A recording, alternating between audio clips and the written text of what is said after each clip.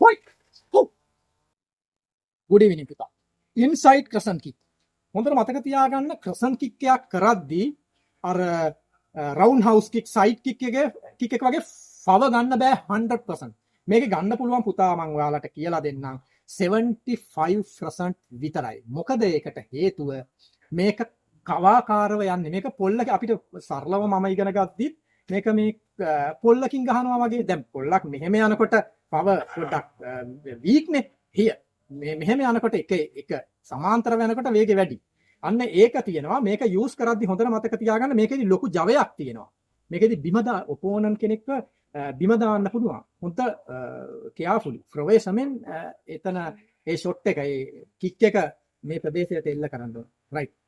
හොඳට බලා ගන්න. ඒක මතක තියාගෙන ඔයාලා ට්‍රේනින් කරන්න. මේකෙදි මුලින්ම ලීඩ් ස්ටාන්ස් එකට එන්න. ලීඩ් ස්ටාන්ස් එකට ඇවිල්ලා මේක හොඳට බලා ගන්න. මේක තමයි ගොඩක්ම වැදගත් වෙනවා. මෙතන වැරදුන පුතා වැරදුනාමයි. ඕකේ? රයිට්. මේ අත් දෙක යනවා මෙහෙම. පිටිපස්සට. ගිහිල්ලා මෙන්න මේක තමයි ඒම් එක කියන්නේ. අපි වෙඩි තියනකොට උනත් ඒම් එකක් කියන්නේ ඒක කියලා හිතා ගන්න මේ මෙතන තමයි අර ඔපෝනන්ට්ගේ ෆේස් එකට අපි මේ ටාගට් කරන්නේ. මෙහෙම ආවා. මෙතනට තමයි මේ කික් එක කරන්නේ. ඕකේ බලා ගන්න. මේ